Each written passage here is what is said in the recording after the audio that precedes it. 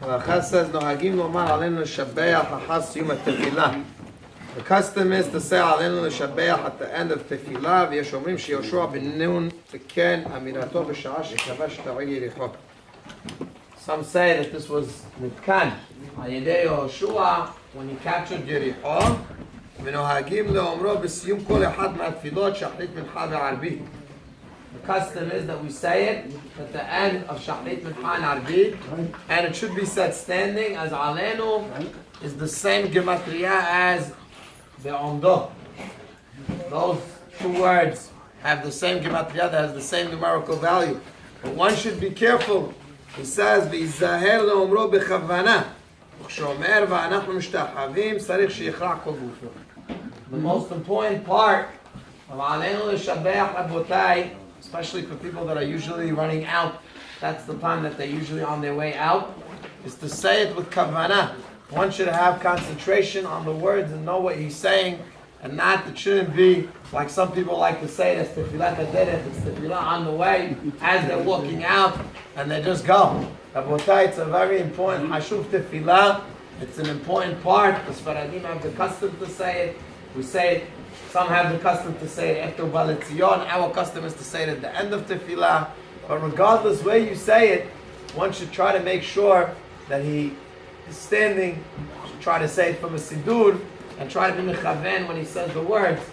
Because that Hashem, we hope and pray, as we say at the end, we finish off with Toratecha Hashem Katuv Lemo Shema Yisrael Hashem Elokeinu Hashem Echad, that HaKadosh Baruch Hu will become one at one point, that all the nations will, Bezat Hashem, get together and they'll all be modeh to HaKadosh Baruch Hu.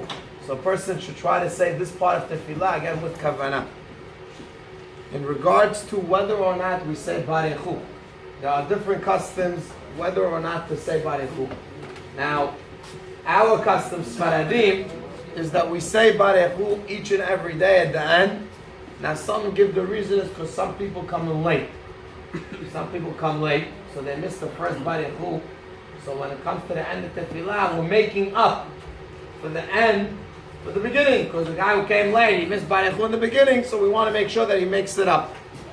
However, that would, halakha says that in that case, on Shabbat, I don't know, I guess maybe in those times, people didn't come late. So therefore, since people didn't come late, or again, on Shabbat, usually it's stretched out much later till they get the barechu. So therefore, most people make barechu, or all the people made barechu. So therefore, he said, one does not have to say barechu, and he shouldn't say it. However, brought down b'shem Arizal is that we do say it for other reasons besides the makeup. For those that came late, there are other reasons why we say barechu each and every day before alenu l'shabeach. And therefore the custom of the Sfaradim, regardless whether or not people missed it, whether or not people came late, we always say barechu at the end of tefilah, right before alenu l'shabeach. It's al pi hasod. We try to say barechu before. If a person is by Ashkenazi places where they don't say it, so one should try to say it and let them answer. If a person is praying in the minyan where there's Ashkenazim, he should say barechu and they'll answer back after him. And again, what could be, let's say, this halakha of saying barechu before alenu l'shabeach.